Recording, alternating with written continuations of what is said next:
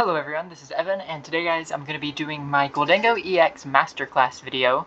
So, yeah, we're just going to get right into it. So I'm just going to be going over the deck list, and I will be giving you guys kind of a how to play every single matchup near the top of the meta. So yeah, we're just going to get right into it. I'm going to start off by showing you guys 3 different lists for Gholdengo. This first one is just straight Gholdengo, which, yeah, this is the list that I played to NAIC, and I personally think this build is the best of the 3 that I'm going to show you guys today, but, yeah, I think this one's really, really strong.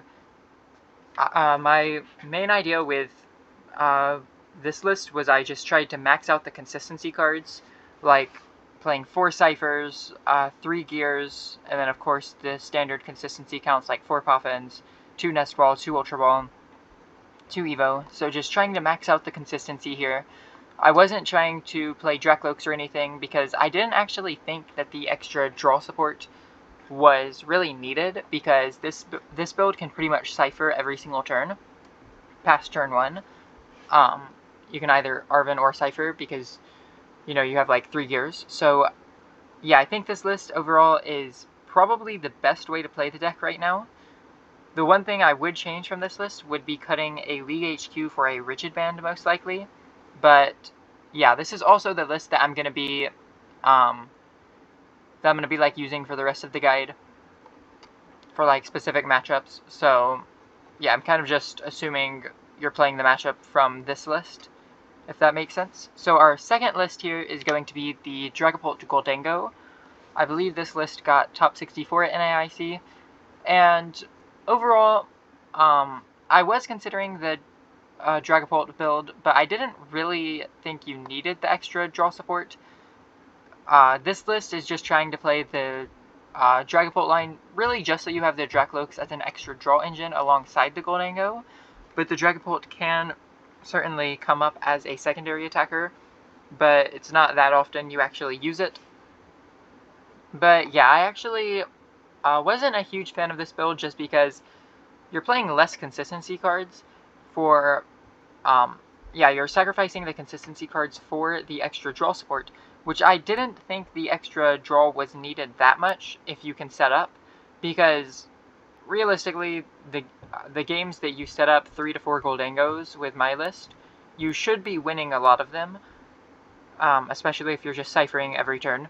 So yeah, overall this list is solid, but not my favorite build, not my favorite way to play it. And then the third list is the Pidgeot build. I think that this build is just weaker overall. I think that the Pidgeot build is just too clunky and inconsistent because, you know, this list is just cutting down on a lot of the consistency cards, like only 2 Ciphers, 1 Gear, cutting down to 1 Nest Ball. So I feel like this list is kind of, or this build in general, is kind of high rolly. You're just trying to set up the Pidgeot, and if you can get it set up, then yeah, it feels pretty good. But overall, I just think this list is too inconsistent, and the Pidgeot's not even needed that much if you just Cipher every turn, which is what, once again, what my build is trying to accomplish. So yeah, that's kind of just my thoughts on the Pidgeot build. But yeah, now that we've seen the list, I'm going to get into the matchup spread. So this is what I believe the matchup spread to be for Gholdengo. Raging Bolt is a slightly unfavored matchup. It's probably closer to 50-50 for my build, but for the Dragapult and Pidgeot builds, I think that it's probably around 40-60. There are definitely some lines you can take in that matchup to make it a little bit closer to even, but yeah, overall, I think it's just one of those matchups where you have to be drawing very well to be able to win the matchup, and if you just whiff for like 1 turn, just whiff even 1 card, then you're kind of just cooked.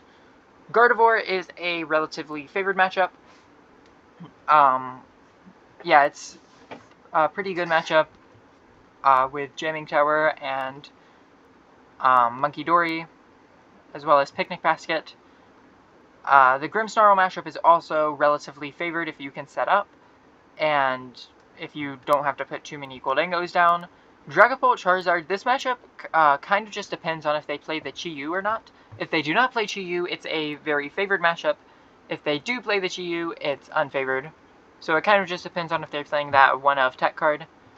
I believe most lists are starting to cut it. The Dragapult Dusknoir is very slightly unfavored. Not bad at all. Probably about a 45-55. Definitely winnable.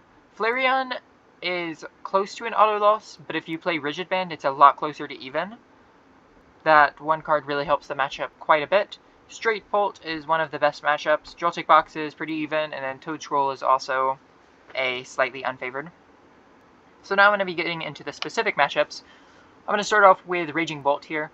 So this matchup is pretty interesting. There are definitely some ways to win, however, it is probably a very slightly unfavored matchup. So the main thing in this matchup is do not put any two-prizers in play until they attack. Whoever puts the first two-prizer in play will usually be able to win the game, because this matchup is basically just a 2-2-2 race. Yeah, they're usually going to try to initiate the prize trade by taking one prize knockout, so their prize map is going to be typically 1-1-2-2, whereas we're trying to just go 2-2-2. So yeah, if you just put a Gholdengo or a Fez in play, then they can just knock that out and go 2-2-2. So, yeah, it's pretty much just going to be trying to maintain a one-prize board until they take the first one-prize knockout, and then just up-trade from there. So if you get behind by two prizes, then in theory you should be losing the game. However, there are definitely some lines to come back from that scenario, which I will get into in a little bit. So the Bolt player is also going to have two ways to initiate the prize trade at the start of the game. Either they can go for the one prize Baby Bolt attack and start sniping Gimmigholes on the bench, or they can go Judge and then attack with Fan Rotom and just hope you don't have it. And we're going to be getting into those situations as well. And yeah, also get into this in a second. So here is their first line. This is going to be if they are not able to get the turn 2 Baby Bolt attack, they can just settle for a Judge plus Fan Rotom Assault Landing. And yeah, just take the one prize knockout, hope that you whiff the knockout on the Ogerpon, and then just take another one prize knockout the next turn, so that then they would be at 4 prizes to your 6. So in this situation, your response is going to be, you just have to find Counter Catcher plus eSearch Pro to be able to win the prize trade here. There's really not much you can do. You just want to thin your hand as much as possible on the first turn so you have less bad cards to draw into. So if you have like extra TM Evos, any, you know, like something like a Rigid Band, extra Poffins, anything like that, just go ahead and dump those, because you just want to have as few bad cards in your deck as possible. So really the only way to win the prize trade is just by drawing Gholdengo as well as an out to eSearch Pro and Counter Catcher. Usually that's going to be a Cypher. But yeah, from this point, like, if you have to put a Fez down or anything, go ahead and do it. It'll be fine. You can just put as many 2-prizers in play as you want at this point, since they have already taken a 1-prize knockout. Just whatever you have to do to try and draw into those cards. And yeah, that's pretty much it. Their second line of play is going to be with the Baby Bolt attack. So, let me explain this one. If they can go first and get the 1-prize Raging Bolt into the active spot through the means of something like the Ditto, and they can attach an energy here. So this is basically their ideal turn 1 setup. Then the next turn, they can Noctowl and grab Crispin plus one other card and start attacking with the Baby Bolt and just start knocking out the Gimmigholes. And that would put us in a very awkward spot there, because we need to knock out this Ogerpon. However, if we leave any 1-prize Pokemon in play, then they can just not bench a 2-prizer the next turn, attack with the Raging Bolt, and they have 4 prizes to our 4 prizes, except we have 2 prizers in play and they don't. So then if we just have to knock out the 1-prize Raging Bolt, in theory, they could just win with 2 Raging Bolt EX attacks. So that's kind of the that's kind of the thing about this line of play. The way you have to respond to that is you have to evolve all of your Gimmighoul's, leave no 1-prizers in play. So see, in this situation, I have the Gimmighoul in hand. However, I'm not benching it here because we want to have only 2-prizers in play. And then if you can accomplish that and just take a knockout every single turn, you should win the game. So, you know, as you can see here, I played Cypher for eSearch Pro plus Countercatcher, so I'm going to be knocking out the Ogerpon here. And I am in a good spot to win there. So, the next thing I'm going to go over in this matchup is coming back from 2 prizes behind. So, like I said earlier, whoever takes the first 2 prize cards almost always wins. However, there are a few ways you can come back. So in this situation, I'm assuming that we still have 6 prizes to their 4. So, yeah, we're in a bad spot here. And usually you will lose in this type of situation. However, really your main way to come back is going to be knocking out whatever 2 prize Pokemon they have in play that will hurt them the most, and hoping they whiff an attack. Rigid Band can also help a lot in this matchup because it forces them to have an extra energy in play, so it makes it, you know, harder for them to find everything they need. Instead of just Sada onto 2 Pokemon, attach, and then 1 Teal Dance, they would need to have 2 Teal Dances. So yeah, usually you're just going to be knocking out whatever 2 prize Pokemon will hurt their setup the most. It kind of depends on the board state. So in this situation, since we obviously don't know their hand, we would want to just knock out the Ogerpon because we want to assume they have a Noctowl. And then we just hope that they whiff, because you see they'll have like a lot of hands that have a lot of cards in them, but not any really playable cards, because yeah, like the Koraidons, the Squawkabillies, stuff like that, those aren't really helping them a lot. So you kind of just have to hope that they have one of those hands with just you know, not a lot of cards that can really be played. So you just have to knock out a 2 prize Pokemon and hope that they whiff, so that then you can win the prize trade from there. So now that I've gone over the Raging Bolt matchup, I'm going to go into the Gardevoir matchup next. There are 2 main builds of Gardevoir that are seeing play right now. As you guys can see here, the one on the top is Isaiah Bradner's first place list from the NAIC, with no Drifloons, just playing the 4 monkeys and going for more of a spreading damage around the board type of approach.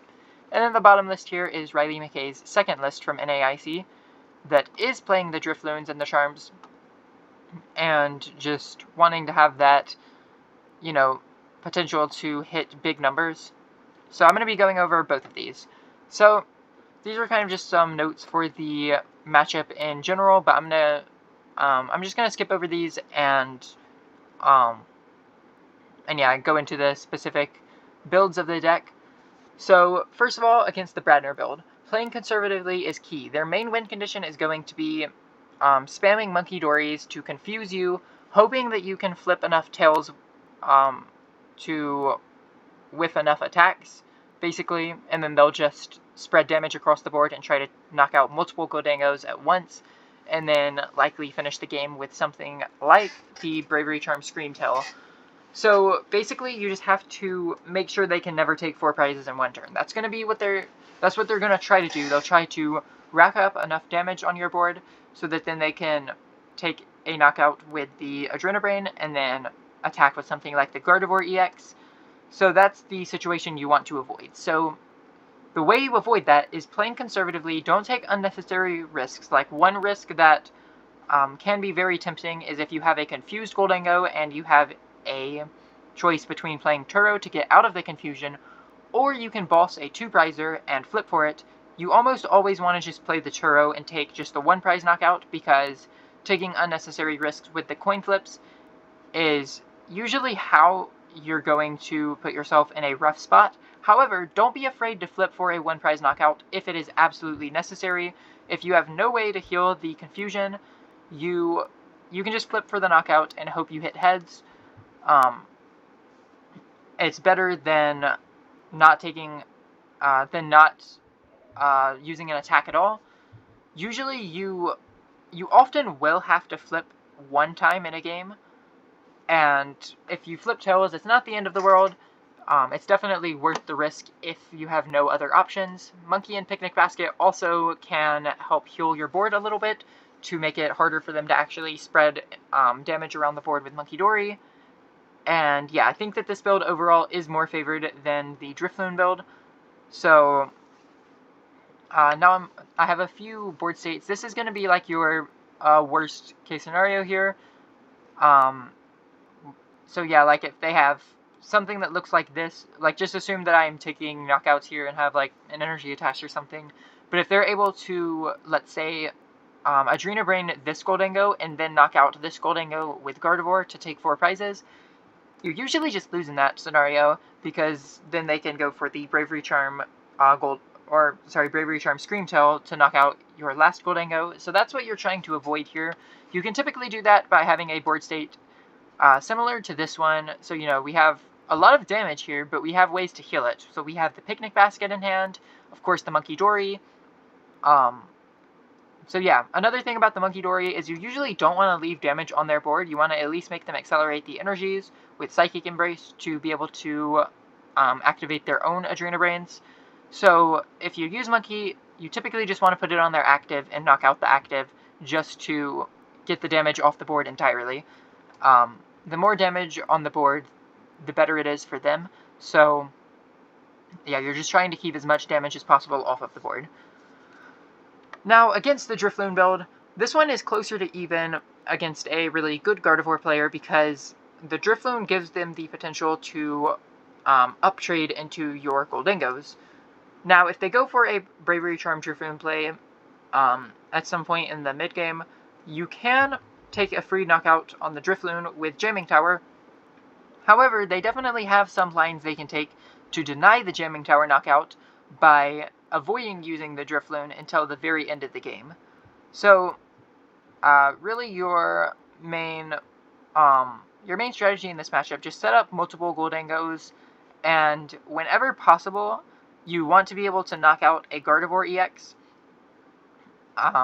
because knocking out the Gardevoir hurts their setup because they have no energy acceleration, unless they can get a second one set up, but also it is worth 2 prizes, and usually they're going to be attacking with their 1-prizers in this matchup, whether it be Screamtail, Monkey, or Drifloon. However, if they set up 2 Gardevoirs by turn 2 or 3, it is pretty common you lose. It's still a very winnable board state. However, if they can just draw super well, like that's kind of just how Gardevoir goes. If they draw well, then it's kind of difficult for any matchup to win. But yeah, you kind of just have to hope they only get 1 Gardevoir set up. So yeah, the next matchup is going to be Grimmsnarl. This is a favored matchup as long as you can draw what you need when you need it, because if you're drawing, if you're drawing well and you're able to take a knockout every turn, it is very difficult for them to win. They just don't really have a great way to win the prize trade. Picnic Basket is incredibly good in this matchup because not only does it heal all the damage that they've spread to our side of the board, but it also heals their side of the board, which gives them less damage to move to our side with their Adrena Brains. So Picnic Basket is a very, very good tech card for this matchup. Yeah, so that's pretty much all to say about that. They usually lose the prize trade if you don't whiff any knockouts, so just try to take a knockout every single turn. Taking 1 prize knockouts is fine, however, you need to be taking 2 prize knockouts on the Grimmsnarl EX at some point. And don't overbench Gholdengos, because you want to play around Frostlass into TM Devo, where they just spread a bunch of damage around the board, and then Devo everything at once and knock out, and basically just board wipe you. That's usually your main, the main way you lose. So, here's the board state here. You ideally want to leave some Gimmighouls in play, at least early game, just so that they aren't taking the Frostlass damage. Once they start to get multiple Munkidori set up, it's generally fine to start evolving them, because, you know, they can, obviously, 3 monkeys can knock out a Gimmighoul. So it's generally fine to just start evolving those up later on in the game. However, early game, like as you can see here, I'm about to take a knockout on a Grimmsnarl EX, I would assume. So I have this extra Gholdengo, but I'm not going to put it down just because I don't really need the extra draw support with this hand. I don't really need to draw one extra card. I would rather just not put as much damage on my side of the board. So yeah, that's pretty much one tip for that matchup. And just for context, this is generally what their board is going to look like. They'll usually have like one Grimmsnarl, maybe 1 to 2 Monkeydories, and a Frostlass, and then some backups, like backup more Grims. Yeah, so something else, not that many lists play anymore, but if they do happen to be playing Fez, you can play around the Fez fairly easily, because the Frostlass will ping their Grimmsnarl once going into your turn, so you can hit it for 300, and then it dies in between turns to the Frostlass. So you're still taking the knockout, but they don't get to Fez for 3. So, yeah, that's just something else to keep in mind if you know they're playing Fez. But yeah, that's basically all there is to say about that matchup. Next up is going to be Dragapult Charizard. So this matchup is very favored if they do not play the Chi-Yu. If they do play Chi-Yu, it's a lot worse, probably a slightly unfavored. So yeah, Rigid Band can help a lot because it makes their Chi-Yu 10 damage short of knocking out a Gholdengo EX, and then you can heal with something like a Monkeydory or a Picnic Basket. Ideally, both of those at the same time, so that their Dragapult can't knock it out with Phantom Dive, or at least they would need Hawlucha. But yeah, you at least need one of them just so that the Hawlucha doesn't get them a free 2 prize cards. You also don't want to give them access to Hawlucha plus Phantom Dive early on. You ideally just want to have a bunch of 2-prizers in play if it's not the Chi-Yu build. If it is the Chi-Yu build, just attack with one Gholdengo with Rigid Band, if at all possible. So, it kind of just depends on if they're playing that tech card or not, how you want to set up. But yeah, attacking with one prize Gholdengo is generally not good in this matchup just because the Dragapult can definitely abuse that one prize attacker by using Hawlucha to take a 2-prize knockout. So here is the early game board state against a Chi-Yu build. So in this build, you just want to attack with a Gholdengo EX with Rigid Band and have no other 2-prizers in play. And basically, you're just hoping that they don't find the pieces to knock out 2 of your Gimmighouls with like Countercatcher, Dragapult, Hawlucha, that type of thing. If everything goes according to plan, they will end up not taking a knockout on this active Gholdengo. They will probably stamp though, so you have to be cautious of that. So just bin extra cards out of your hand that you don't need. But if everything else goes according to plan, they're just going to hit into your Gholdengo, and then you can just win the prize trade from there. However, it is definitely not the best matchup just because they still have so many lines they can take in this situation. Like Stamp can brick you, they can, you know, just hope you whiff an attack at some point. So yeah, the matchup is definitely rough if they play Chi-Yu. If they don't play Chi-Yu, you just want to put as many Gholdengos down as possible. Yeah, so blindly, I would probably assume they're not playing it, since most lists seem to have cut it. But, yeah, that's pretty much it. Just, put as many Gholdengos as down as possible to play around Stamp, and you should be fine. Now against the Dragapult Dusknoir matchup. This matchup, if they're playing the Stamp, then it's definitely an unfavored matchup by a little bit. If they're playing the Neo Upper build, it's probably favored, actually. So it kind of just depends on their A-spec. But the Heavy Disruption plus the 4-prize turns make the matchup slightly unfavored. Like I said, it's a lot more manageable against the Neo Upper build. So, The matchup mostly comes down to if you can find the pieces needed for 2 prize knockouts while they are disrupting you. Monkey and Picnic Basket also can help prevent the 4 prize turns, because generally how they're going to accomplish this is they'll go Countercatcher, Stamp if they're playing it, or just Iono if they're not, and they'll Countercatcher the Gholdengo with no energies, and then hit for 200, put 60 on another Gholdengo, and if you can't heal or take a knockout, then they have a 4 prize turn waiting for them the next turn. And even if you can get Monkey in play and heal something, they still have the Dusknoir available to them, which can still get them the 4 prize turn.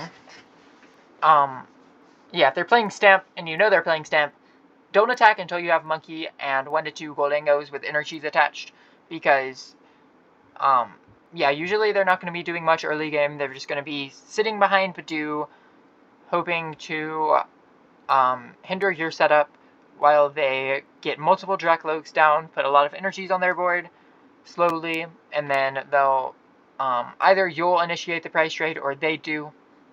So yeah, I'd rather have them initiate the prize trade rather than me doing it and having a weak board state.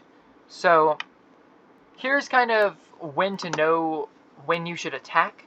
So this would be a great spot to start attacking. You know, we have 4 Gholdengos down. 2 of the Gholdengos have metal energies. The Monkey Dory has a dark energy. So this is like the ideal turn to just knock out their Badoo. And then even if they can Stamp, like, we're probably finding what we need regardless.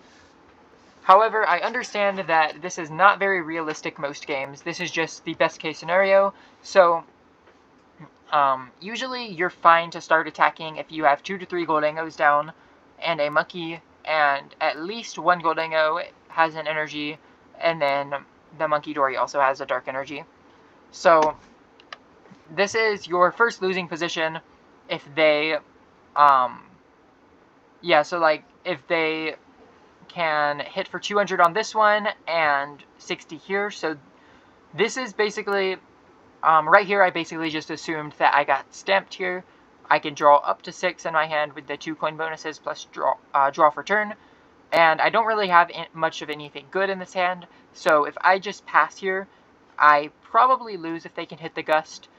So that's basically the first way you lose. And yeah, this could have been avoided if I had waited a little bit longer to start attacking until I have a more developed board. So that's why you don't want to go in early with the underdeveloped board, specifically against the Stamp build. Against the Neo Upper build, it's kind of okay to do that because they're not as disruptive. Here is your second losing position here. So let me break this one down, because in theory this seems like a fine, this seems like a fine position as long as I forgot to heal with the Monkey, but let's just assume that I did heal with the Monkey this active Gholdengo. This seems like a fine position. Like, you know, we're taking the knockout with the Make It Rain, and we can just take the last 2 prizes next turn, right? So we should be fine here, and that is actually incorrect. You have to play around Badoo stall, because that is a very real win condition they have. You know, like, we have 2 prizes here, so in theory, we have 6 energies, 1 more here, and then 3 here, so I believe the last one is actually priced here. So we're basically out of energies, no energies left at all. So if they go Dusknoir onto the Monkey Dory, Countercatcher this Gholdengo, and just start attacking with Badoo, if we have less cards in deck than them, we just lose the game. That's really all there is to it. So this win condition definitely can come up. It doesn't come up that often, but you have to just, you know, be cautious of that. Don't give them an opportunity to win by decking you out with Badoo. Yeah. However, if you can keep the Monkey Dory in play, like if you just have 1 prize card left so they can't Dusknoir you, and you have all this damage in play, like, they can't even attack with Badoo anyways, because you just win with the Monkey Dory. So there's like a lot of ways to play around it. Just make sure that you don't get to a situation where you could deck out. Next up, we have the Flareon matchup. So this matchup is almost an auto loss if you don't play a tech card. However, Rigid Band makes it a lot better. And yeah, you basically just play this matchup the exact same as Dragapult. You just set up a board with just the one Gholdengo with Rigid Band, and then just try to uptrade. What Rigid Band does in this matchup is they can't use Burning Charge to knock out your Gholdengo EX, and Burning Charge is really their main attack because they want to, you know, chain 3 Flareon attacks in a row. So if they go for the Carnelian here, then you can just knock out the Flareon, and they probably have, like, no energies in play. So, yeah, so it kind of just makes it harder for them to keep energies on their board. So yeah, just attack with the one Gholdengo with Rigid Band, and you should be, okay here. Next up, we have straight Dragapult. I believe this is just Tor's list from NAIC. This matchup is one of the best matchups if they don't play Genesect, which most lists are playing this Neo upper build with no tools, no Genesect, so this list in particular is very fine. Yeah, so you just take knockouts every turn. Conserve the switch and Turo for if they go for, like, trapping plays with Countercatcher Iono, and then just spread damage. And don't lose to Badoo. This matchup, they don't have the Dusknoir to knock out the Monkey Dory, so it's a lot harder for them to actually win with Badoo. You're going to have the Monkey in the discard, or both Darks in the discard, for that to actually work. So it's definitely harder for them to win by deck out, but just, you know, just keep that in mind. It's definitely something you should still play around. So this is kind of just your ideal board state, just getting a bunch of Gholdengos down and just start taking knockouts. And as long as you don't get, like, a complete dead hand off an Iono, then, like, yeah, you should just be fine. Like, just put a lot of draw support on the board so you don't brick off Disruption. Next up is the Joltik box matchup. So this matchup, I think, is actually pretty close. I did play the League HQ as a tech option for NAIC, just because I was expecting Joltik box to be a very popular deck. I expected it to be at least 10%, so I wanted to make sure I had a very good matchup. However, after NAIC, Joltik kind of flopped there. I'm not expecting it to be super popular, so I don't think you need to tech for it at all anymore. Because it is about 50-50 without the tech card. So the matchup can definitely get hard if the opponent just charges up a bunch of Pikachus. Sometimes they'll try to go for, like, an early Iron Hands play, and if they do that, just evolve everything up, and then they basically just wasted a Jolting Charge if there's nothing that can get knocked out with the Iron Hands. Baby Gholdengo is also the MVP in this matchup, because, yeah, you don't even need to hit for the 120. Like, usually in this matchup, you're fine just evoing into the Baby Dingo, which is weird to say, but that's actually something that's entirely okay to do. Because you usually just want to, like, hit into their Pikachus for, like, 30 with the Baby Dingo, because not only does it break their ability, but also it's a one-prize attacker, so they need to gust something else to knock it out. So, yeah, attacking with the one-prize Gholdengo into Pikachus is definitely a very good strategy. You just want to go 2-2-2 in this matchup. Sometimes you can avoid the Pikachus entirely and just chase 2 prizes on the bench if they put something like Fez, Latias, Mew, or I guess like Fez, Mew, Miraidon, just any 2 prizers. You can sometimes just keep gusting those up. Yeah, of course, if they charge up hands, don't leave any 1-prizers in play. And League HQ is a good tech option. That's really all there is to it about that matchup. Next up is the Gholdengo Mirror. So, in this matchup, whoever puts the first 2-prizer in play almost always loses, even if they take the first 1-prize knockout. Because, let's assume I'm playing a Gholdengo Mirror. If I put a Gholdengo EX down and just take a 1-prize knockout, yes, I initiate the prize trade.